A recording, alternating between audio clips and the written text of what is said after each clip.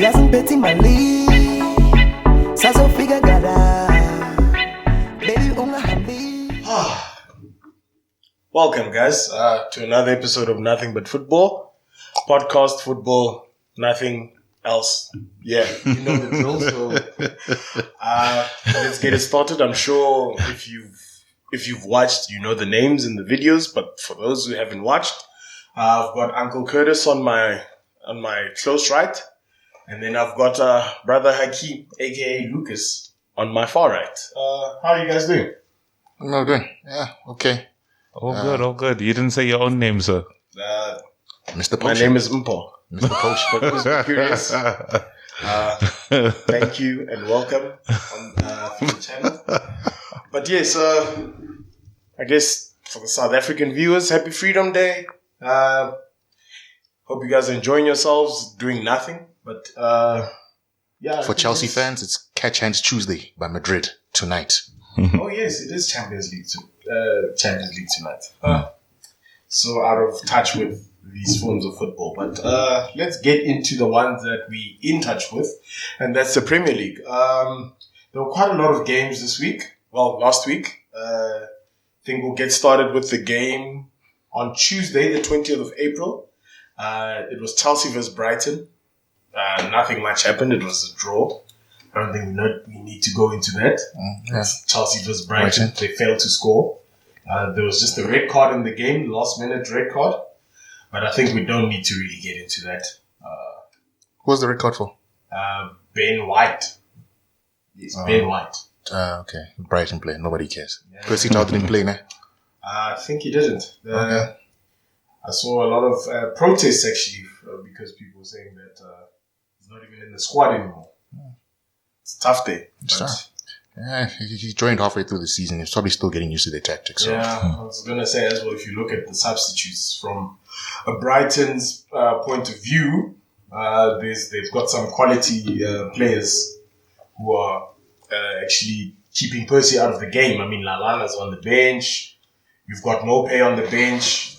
You've got Yachanbach, who's a Brighton veteran, and also Ezequiera from Colombia, who's also been a Brighton veteran. I won't say a veteran, but he's carried them through in important moments for them. So yeah. Let's move right Sorry, along. Chelsea fans, but I guess we will be discussing more Chelsea games. But let's move on to the Wednesday fixtures. I think it was Southampton versus Tottenham. That was at Tottenham Hotspur Stadium, and Tottenham took that 2-1 with goals from Gareth Bale and Son Heung-min. Harry Kane was out for that game. I think we can actually talk about that one. That was an interesting game because Ryan Mason took over as the coach from Mourinho's sacking. He didn't have Harry Kane, but still managed to pull the win. Uncle Curtis, let me ask you, the Tottenham love of the group, what did you think of that game, if you did watch it? I'm not going to talk about the game. Guys, how old is Ryan Mason? And how did he get that job? He's 29. He's 29. What ended his career? An injury. What injury? I don't know. Like, how bad was it? Like, I can't remember. Yeah, but it was early. Injuries, yeah. It was Recurring early. injuries. He struggled, finished his career. so he's been a coach at Tottenham ever since? Probably. I don't know. I wouldn't respect him as my manager, not me. Yeah, I Not think a 29. he retired at like around 24, 25. 24, 25. And then immediately went into into the coaching mode. They chose him over Ledley King. I wouldn't say they chose him over Ledley King. I think Ledley King knows that this is not a permanent job. He doesn't want to take over now. Ledley King is a Tottenham legend. He knows if he just waits a little bit longer. Don't make me quote N&M and say you only got one moment to capture it. It's gone. No, It's gone. He'll get his moment. Like, you know the thing, like Ryan Mason has had 3 games at Chelsea, at Tottenham now. He's won 1, he's drawn 1, and he's lost 1. The League Cup final. All right. If let's say he wins the games from now to the end of the season. Right? They'll give him the job like they gave Solskjaer the job. There's your opportunity. Ledley King is gone because you thought you can't get any worse than what was happening with the team under Mourinho. But if you're Ledley King, right? You're at Tottenham. You've been at Tottenham. You can take it now, or you can wait. You can chill. You can take it later. You can do what Zidane did. You get one chance. You got one chance. You could do what Zidane did. Yeah, you could wait. Your one chance could come later. You get one. You take it at a different stage. Yeah, it's not always now or never. Yeah, gun to your head. Yeah. You get the you get the Zidane thing, but you also get the Freddie Ljungberg thing, where sharp you don't get the job permanently, nah. But at the same time, when new management comes in, guess who's leaving? You might be at the top of the list to leave. Doesn't mean the next manager will like you, and then you're out the club. Hold on. I don't know what your point is. No, what I'm saying, you're saying like what Zidane did. I'm saying the opposite of what Zidane did is what I'm saying it's possible. But Ljungberg took over. Yeah, for like he did the same role as interim manager. I hear you. For like a couple of games. Well, I'm just saying on That's that what base. Ryan Mason's doing. Yeah. What if the next guy comes in and decides, I don't like this guy? What Ljungberg Get didn't, out. but I'm saying what Ljungberg failed out. to do. Wait, but what Ljungberg failed to do is win games. If Ryan Mason win games. But if we're getting stuck in the realm of possibilities, then Solskjaer 10 years ago, whatever, was United's reserve coach. He could have waited for his one shot and lost 10 years. He went to at least go do it at Mulder. Guys, I'm not saying it's a good decision. I'm is saying anything is possible. Like, get back to the game. This is a pointless conversation. We can save this for later. It's 2-1. It's 2-1. Okay. Well done to Ryan Mason. Yes. I think he's going to have a tough time in the dressing room, considering a lot of the players are his age in their peak. Yeah. I don't know how old is, I don't know what instructions Gareth Bale is taking from Ryan Mason that would make him think, oh man, this is a good manager. I do not know what instructions that he's given to Heung-min Son, because his career wasn't great. If you get what I'm saying, I think it's just an age thing. And maybe if he went to League 2 over there, I'll give him a break, because those players never touched Premier League football. Most of them, at least. Yeah, I think he will struggle if it keeps going. Because everyone kind of knows they gave him the job because I hate to say this, but they felt sorry for him. That's what it comes down to. It's life. It's football. Yeah, and it's also, there's just a couple of games left. They'll get who they want next season. Yeah. Quickly. Okay, what must Let's talk just about? make the squad happy now. Let's let it go next season. It's like when the kids go at the end of the season and they dribble and they let them dribble on the field and score. It's not real. Okay, I guess. Let's move on from It's this. very tough talk. No, but it is. Like, if you think about it, bro, this is going nowhere. If he wins, it goes somewhere. No, If he listen, doesn't. if he wins... No. My chat is keep that same energy. Oh, come on. That's a different thing. We headhunted. Keep that same chat. Keep that same energy. He headhunted our coaches won trophies. In his first opportunity, he took 2 trophies. So Okay. they're not the same. Okay. Yes. But yeah, let's move on to the other Wednesday game. It was Aston Villa versus Manchester City. And in that game, Manchester City won. It was 2-1 with 2 red cards in that game. One from John Stones and the other from Matty Cash. That was a second yellow. Mm-hmm. And the goals, it was a 1 first-minute goal from McGinn. And then Foden came back with the equalizer. And then Rodrigo, clinched the game. Let me ask you, Lucas, what did you think of that game? Full Foden, man. Sure. That guy's showing us very good potential, hey? As a player, I'd love to see what he develops into. But just off the Champions League, changing up the team a little bit, still rotating and still getting a win. Again, City, the best. What can you say? Fair. You? Yeah, Aston Villa is nothing without Jack Grealish. That's harsh. They've been on free fall ever since he's not playing. They're literally nothing without him. Sharp. The rest of the team got a good, solid spine. But then without Jack Grealish, they top 12 team. With Jack Grealish, they're a top 8 team, I could argue. Because he's been out for a while. I haven't heard him do anything or play for a minute. And then at one point they were way above Arsenal, Aston Villa. Now they're not. And we see how terribly Arsenal is playing at the same time. So, good start to the game. Pep busy tinkering with the team to try and keep his players fresh for what you call this thing. Champions League. They went through winning both legs, so well done to him. But yeah, to Pep, I think he's just looking at Champions League now. The league is all but tied up. I think if they win their game in hand, it's done. I'm not too sure. Yeah. So Aston Villa don't care about you. No Jack Grealish. Emi Martinez was just talking about how Arsenal did him dirty. Nobody cares now. Yeah. But to tell you the truth, from my point of view, that was another City display. The red cards, I think, were justified. I actually saw them. John Stones' tackle was harsh because I think they even used VAR to review it because at first it was a yellow and then it was changed to a red. Phil Foden had a good game. I think that's about it from my point of view. The City doing City things. So yeah. I think we need to show them love once they've taken the crown. Because I think we keep brushing over their wins as if because we're just so used to it. But I think you can show them. I'm not sure. At least just the review of their season, how they're doing some special things this season. Screw them, though. Money, best players in the league, best coach, doing well. They've played. Screw them, though. I'll give them love for the youth academy because that thing is producing players, quality players. But screw City. With their 20 I wouldn't fans. say screw City, but like if they win, it's just a well done, and we keep it moving.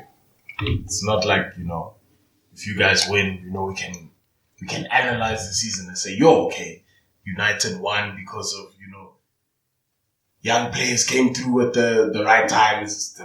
They signed Oaks for a lot of money. Yeah. What they're supposed to do. Lucas, how would you feel if your girlfriend started supporting Man City? Hey? How would you feel if your person started supporting Man City? She could do whatever she wanted.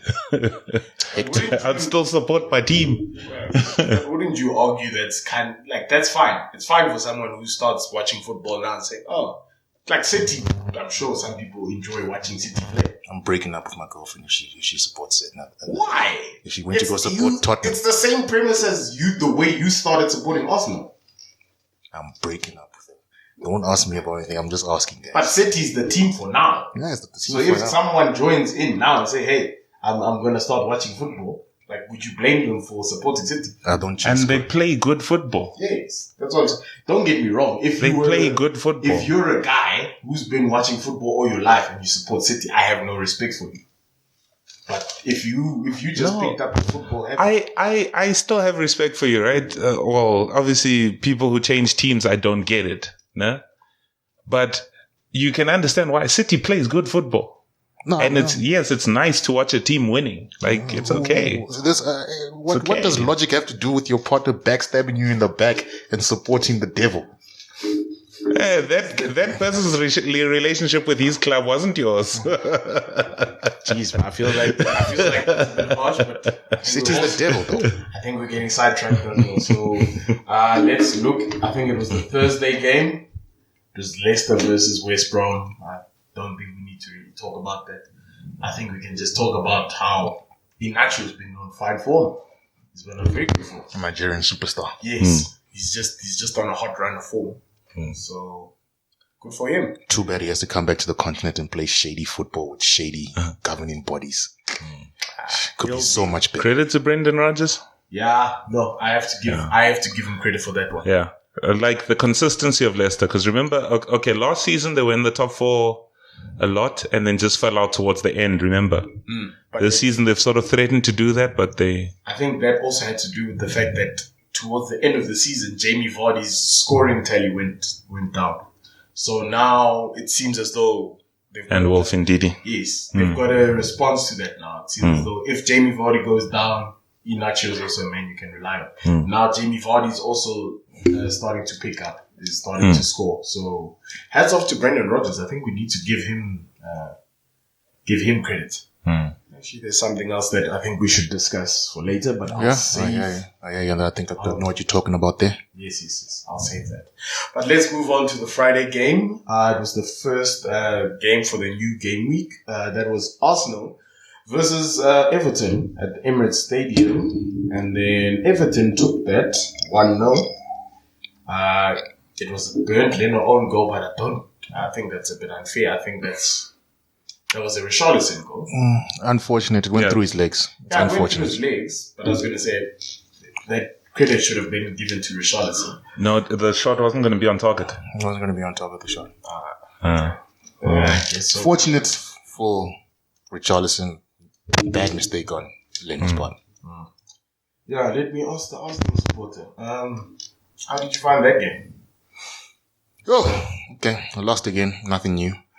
I don't even know what to say about Arteta anymore. 1 week he shows promising signs, the next week he doesn't. That man has lost the same amount of home games as it took Arsene Wenger to lose in 6 years. Oh my God. It's terrible. We can't be losing 8-9 home games this season. No team is going to move forward with that. That's mid-table form. We are where we deserve to be because that's mid-table form. Right? But screw the refs. Screw the PGMOL. Screw all of you guys. You are inconsistent with your terrible decisions. But it is what it is because I don't think we played terribly. But we threatened, didn't get our goal. Everton took their one chance. It was a 0-0 game to me, that. But Everton got the goal, so what can I say? They won.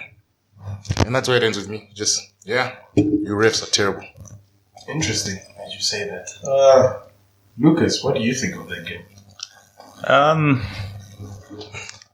I think I agree with him on the 0-0 from what I saw. I didn't watch the whole game. Arsenal's 13th loss of the season, guys. It's terrible. It's a lot, yeah. 9 home games, though. Eh? 9 home games lost. I feel like we shouldn't play at the Emirates. We should just disappear from there and play away. All I'm saying, if I'm Unai Emery, I'm looking at this saying, and you hate me. Screw that nigga. Screw that nigga. But that guy teams dominated us. So I'm glad we're away from that because when I look at Arsenal now, we dominate games and it's our fault we lose the games. Under Emery, flipping, who was it that dominated us? I'm just saying you're about to play him. I'm not analysis of Arsenal. No, we can. We need to beat these guys in the Europa League finals. Eh? We must beat these guys in the Europa League final. Why? Hey, bro, no one's guaranteed. Respect my team. Eh? Respect my team, bro. I do. No one's guaranteed. My team. No one's guaranteed. Yeah, not about your 13 defeats. No one's guaranteed a spot. In where? In Europa final. We've seen Villarreal play. I didn't say I'm guaranteed. This guy. Talk to your friend It's here. guaranteed, but it's Villarreal. Have you seen them play? They concede too much. I won't lie, I haven't watched them, but let's not forget that we don't have strikers currently because we've got Aiden Ketia who's playing. He's been benched for quite a while, but now he's expected to perform because strikers have been injured.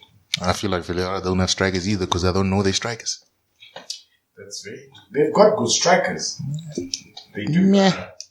I'll actually check because We'll discuss it when we discuss those semi-finals, but yeah. I'm gonna check because I feel like saying that they don't have a good team is a bit of a. Let me say they have Coquelin, they have Arsenal rejects. I mean, they've got Gerard Moreno. He plays for Spain. Paco Alcacer is a good striker. That's what I'm saying. Yeah. They have decent strikers. Yeah. Don't say me now. Okay, Carlos Baca's old. He's old as hell.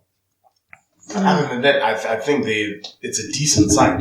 They're pretty decent side. Yeah, I think so, man.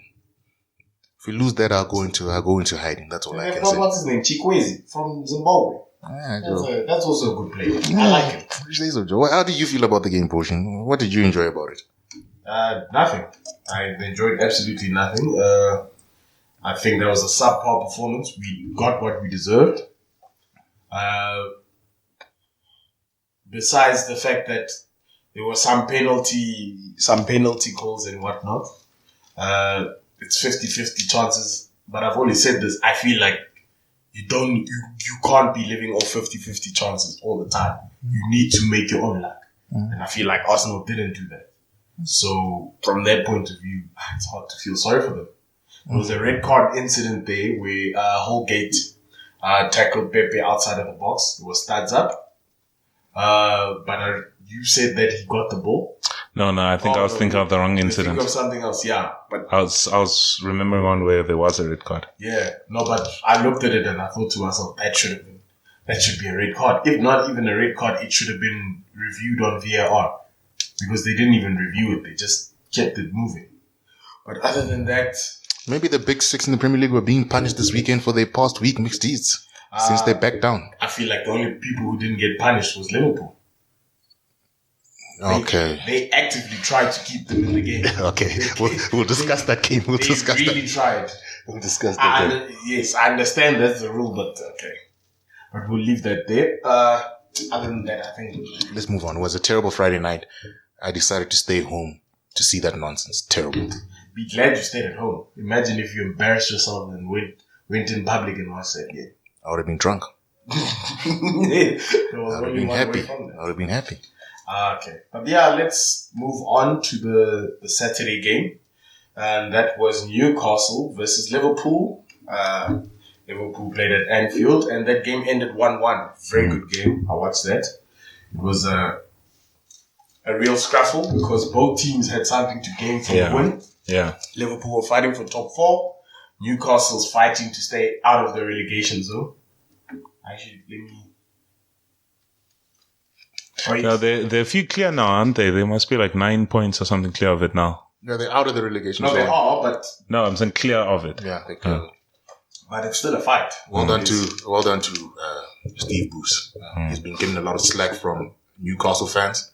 But when he has a fully struck fit squad, it seems like he knows what direction he wants to take the team. Saint Maximilian, that guy. That guy can stay fit. He's a good talent. That guy is... he's exciting. He's very direct. He's exciting. To tell you the truth, I actually do want Newcastle to get relegated. I want to get him on the cheap. Yep. That's exactly what I want. But I feel like, that was a good game. I watched it. Mo Salah scored in the third minute. That was a great goal. Yeah, I know it was. But I felt like Liverpool missed a lot of their chances. And then that resulted in them taking out Diogo Jota on the 58th minute. Yeah. That was, for me, the telling point. But I felt that was a game where he had an off game. No, he had an off game, but I feel like he still had a lot to offer because at least he was finding himself in those positions. So that's a positive sign. But them bringing on James Milner was kind of them shutting shop. Yeah. So, yeah. The player that you brought on is a player I don't like, so I agree. Yeah. So I felt like they shut shop there. And then Jason Willock, the man for the moment, scored the equalizer. There was also another controversial moment where Wilson scored a goal, but it was deemed to be handball. To me, it's very harsh. Yes, I agree with that because there's nothing that the player can do to move his hand away from his body when it's struck against him. But then in football, you're going to get decisions like that, right? But to me, it's which way can you be the most consistent, right, with regards to making your decisions for whether it's a handball or not and cause the least amount of damage. Nah? To me, it's when you say a handball is a handball, irrespective of how it comes, right? Because when you start saying no, but it's on his body, we start to judge intent. You can't judge intent. Was that not the rule at the start of the season, and then we had so many penalties and so many goals written off? When you're saying a handball is a handball, no matter what, how many goals were there at the start of the season? No, but was this, there were... You were still complaining, no, is what I'm saying. No, I'm not complaining. I'm saying is that one's a difficult... I don't even know this particular incident. No, like what happened is Callum Wilson's hand was literally on his body. Yeah. And the rule from the beginning of the season is if you score a goal that comes directly from a handball, irrespective of how it happens, as long as it hits your hand on the way to a goal, it's offside. All right. So I say, it's handball. What I'm saying is, if that rule is applied consistently, we start looking at things, we start moving away from things like, was it intentional? You can never judge intent of a player. Didn't they change that rule? Because they've changed the handball rule like a few times during the season. When it comes to, when it comes to the rule in relation of after, if you go on to score a goal, they have not changed it. It's been very consistent. Okay. It's on the other end where they start judging intent, when a player kicks the ball towards, a player's hand. Oh, for penalty and things like that. Yeah. But Okay. I'm saying that if we apply that rule, the way it happened to Callum Wilson, and it's very consistent, it causes the least amount of damage for the simple fact of we are not judging intent. Because you will never know what the intention of a player is. And whether he did it intentionally, nobody plans to break a player's leg on intentionally. Right? So if he didn't break the player's leg intentionally, I will not give him a red card because he didn't intend to do it. So so we should just stick to that rule. It's a foul is a foul, a handball is a handball, right?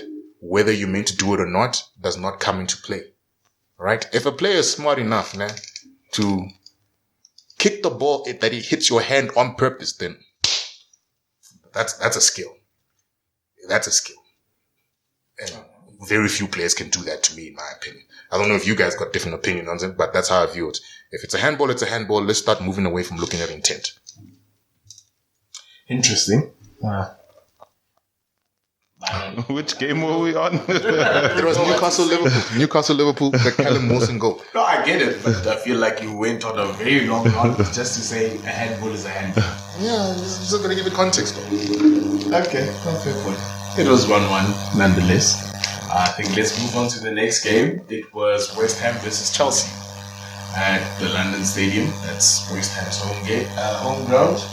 And Chelsea took that 1-0. It's top 4 clash. Yeah, top 4 clash. Well done, he's back. He's done, what, 14 game? Missing streak. It was this card with the red card that I'm like, yes, how the hell is that a red card? Oh, with Balbuena. I think, is he the one that's kicking the ball away? Yeah, and then he followed through with the player. Yeah, can't really. Yeah, it's these English refs. Yeah, it's these English refs, man. Yeah, true. But good game.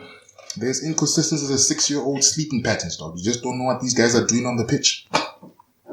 Interesting. That's a very interesting simile. A very good game to watch. Oh, interesting to watch. Yeah, I didn't watch it. I just saw the red card incident. Yeah, to tell you the truth, I actually didn't even see the red card incident. I just saw the team over the goal. Happy for him. Congrats to him.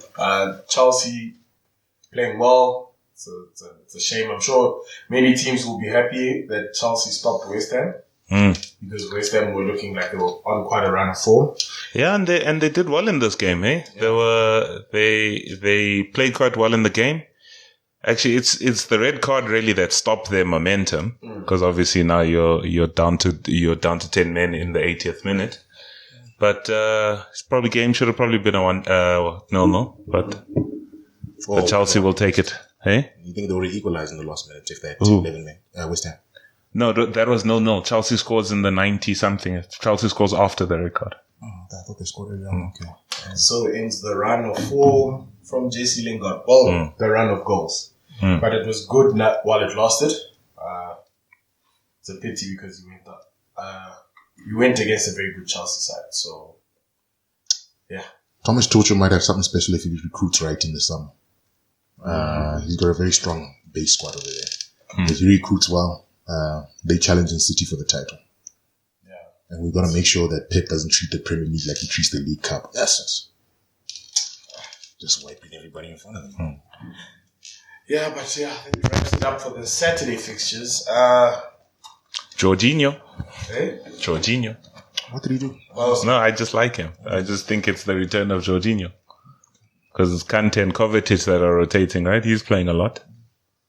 He's playing a lot. Jorginho coming in changed everything. Or changed. Oh, he's running. No, not at all. I'm just saying Jorginho's playing well. Changed everything. Trying to give me a narrative here. I was curious to see where you're going with that. So that's why I was like, is this what you're saying? I think he's playing well. But yeah. Sunday fixtures, there's nothing really interesting. Which game played on Sunday? Leeds versus Manchester United. I feel like they let us down. They went. They did. They went to Elland Road. Was it 0-0? Yep. Yeah. Oh, boy. 0-0. The coaches were hyping it up. Solskjaer was saying there's no ways this game is not going to have goals. And it went on to not have goals. Oh. Very bland game. I don't know. Let me ask you, Man United supporter, what did you think of this? I feel like both of those sides were they were quite reserved. It's like they feared each other. No, not really. Leeds, for me, it was an interesting game for the clash of styles, but maybe not that much action, or whatever in the game, because Leeds changed their style for us. And I don't know. I see that as a big thing because Leeds don't really change for anyone. Leeds sat back in this game. Leeds, did give them 5. Eh? Wasn't 6 the game? Yeah, we gave them 6-2. 6-2, yeah. And he learns. Yeah. And look, Oli also rested, Pogba and, Cavani from the lineup. But, no, not that much, but I'm still very happy with the game. I think United controlled the game. Could have won it, but it would have been a take it and go type of thing. But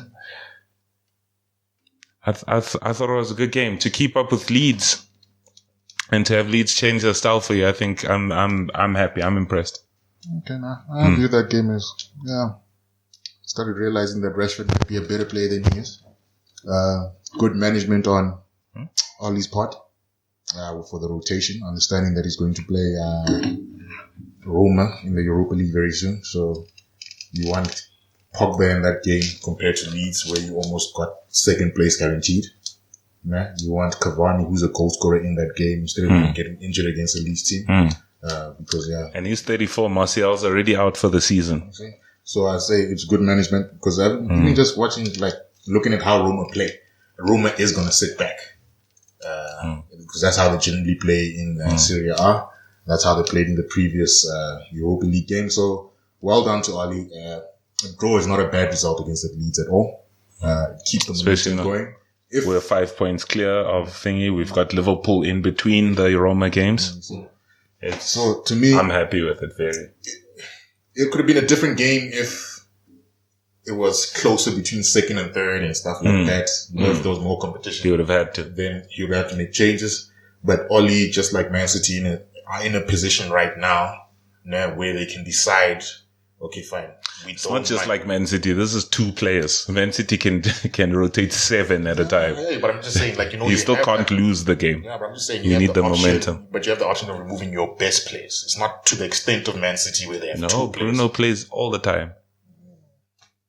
Rashford is injured. Rashford can't even complete a 90 minutes. He plays all the time.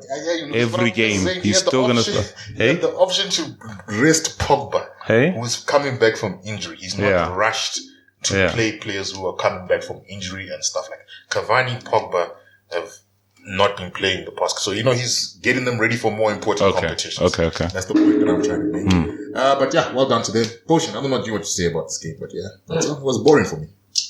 Interesting that Donny van de Beek didn't even make an appearance, even though there was some space. It looks like Daniel James has come in. Hard work. Hard work, Daniel James. Don't get me wrong. Van de Beek is Bruno's position. Bruno always plays.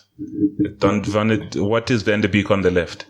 But I feel like we haven't seen him in those chances. He hasn't put him in. He hasn't tried him in other positions.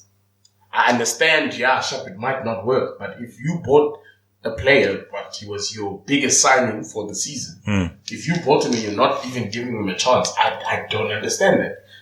Did he make this signing or was it just a club signing? Yeah, but do you pick your team to massage egos? Huh? Or to win the game? That's There's massaging egos and there's kicking you down. There is, but you only get the chance to do that by winning games. So first and foremost, you decide, am I winning this game? And then how can I massage egos? Or bruh, I feel like unless you cannot use the phrase massaging egos when it comes to Van de Beek because you guys have done nothing. You've kicked them on the ground. No, I'm saying he doesn't deserve anything. This thing of saying he was bought, he plays in Bruno's position. But then why did you buy him? I don't know. That's the better question.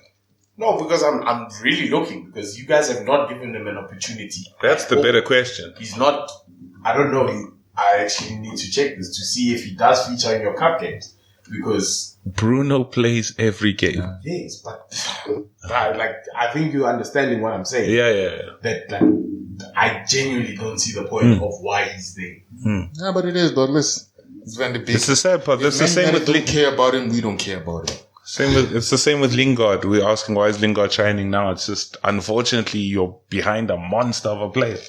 Whoever Ronaldo substitute is probably hates life. But I feel like you guys do this a lot, though, where you sign guys and at some point you have you treat them badly. Like, I mean, you guys have a track record for this. I mean, look at like Angel Di Maria. Even though you guys played him, you played him out of position. That was Van Gaal. Yes, but now I'm just saying it's now you start to look at it and you think to yourself, coach-wise, like it's different coaches, but it's still the same thing. No, it's just something I actually found interesting that it's happening again. I think that happens at a lot of clubs. Not too where somebody gets signed and then doesn't play, and then the coaches.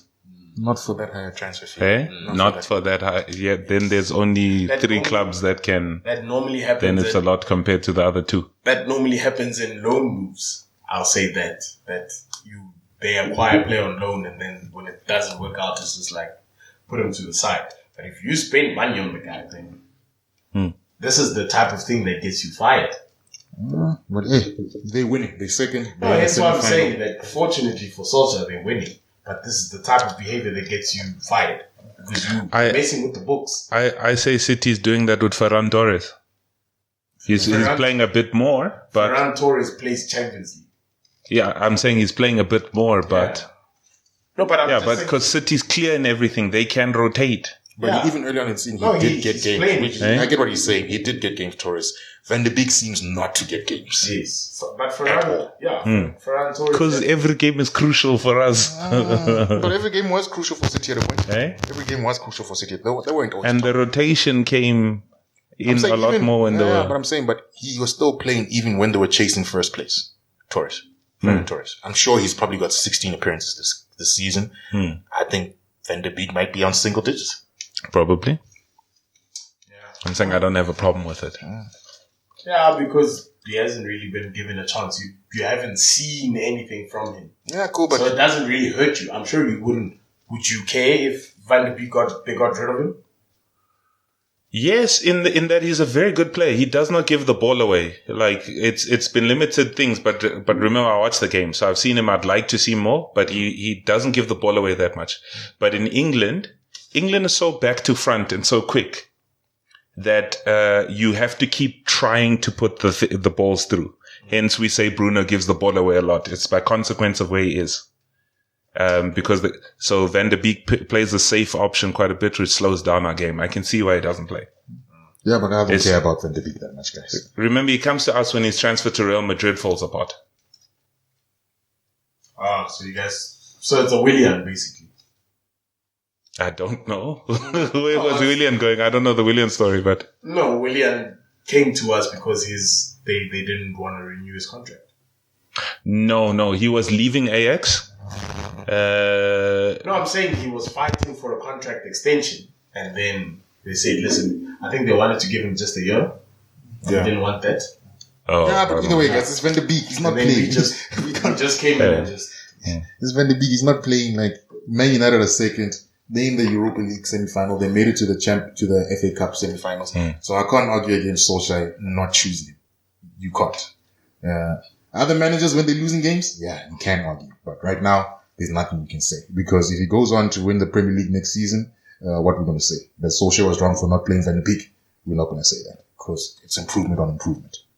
Yeah, I guess so. But yeah, that kind of wraps up the games. I guess we can also look at yesterday's game, which was Leicester versus Crystal Palace. Well done, Leicester. Yeah. Inacio again, scoring. With Nigerian superstar. Timothy Castagne. Leicester for the Champions League, huh? No, listen, they're building up something nice this. And that Leicester, Nacho goal. My goodness. Yeah. But I think their last couple of games is crazy. I think I was... What is their last couple of games? Because I know they played Arsenal twice already, so they're not playing us, a top 10 team. Who they playing? Like Chelsea and them. Okay, so I'm sure if the next fixtures, right? Or the remaining fixtures: Southampton, Newcastle. Hey, Just win against Southampton. away at Southampton. We'll No, win. home to Newcastle. Newcastle will be tough. Sharp. Then away to United. That'll be tough. Away to Chelsea. They're losing that. At home to Spurs. No, it's Ryan Mason. It's Ryan Mason.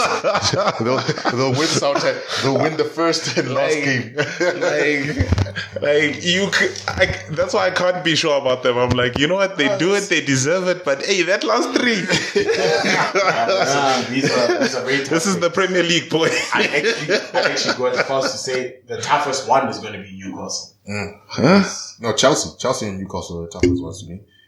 Spurs is Ryan Mason, so we'll talk what they're planning to do. But they'll beat Southampton and Spurs. That's where I can see results. They are 7 points clear on the top 4 right now. Depending on United, let's see their fixtures. I see United plays their second leg on the 6th, and then you guys are going to be playing them on the 11th. So that it depends what happens. If they're injury free in the Europa League game, no, I'm saying they'll that win. It actually depends on how clear we are in second. I think Oli also won second. Yeah, because I was gonna say if you guys are pretty clear, like second, if second place is yours, you guys could actually feel. Because remember, we're 5 points clear now, and then our next Premier League game is Liverpool, which that can go either way. So it can be 2 points. We're back in the mix. Yeah, but for me, if Oli decides, no, let me prioritize the league position over a cup competition when he's all but guaranteed Champions League football, I think that would be foolish. Because then you still have that thing over you of, like, let's say if you guys use the Europa League semi-final. Sharp, you've improved league-wise, but it's like, Oli can't finish to get the cup. You just be perennial. No, I'm saying it depends on when the final is. If that final is still 3 weeks away, because that's 2 or 3 games before the end of the season. I get You rest them the following game. The Leicester you take seriously. Yeah, that's is what I'm saying. Okay, then we're saying the same thing. I was just saying it depends how many injuries come out of the second leg against Roma. If you come out that injury free, you should win that game. Okay. In fact, it depends on the first leg. If you guys knock them out the park first leg, who cares about the second leg? It's just defensive performance there. You don't need Bruno. Yeah, but where I'm worried there's in between those legs is Liverpool. I'm worried in between the legs, not after. Okay. Aye. Yeah, but I think we've covered all the games. So we're just going to take a quick break, refill, maybe take a little walk or something, and then we'll come back for round 2. Okay, so we'll see you guys later or next week if you're not going to watch the second one. But please do. But yeah, all right, guys. We'll see you later.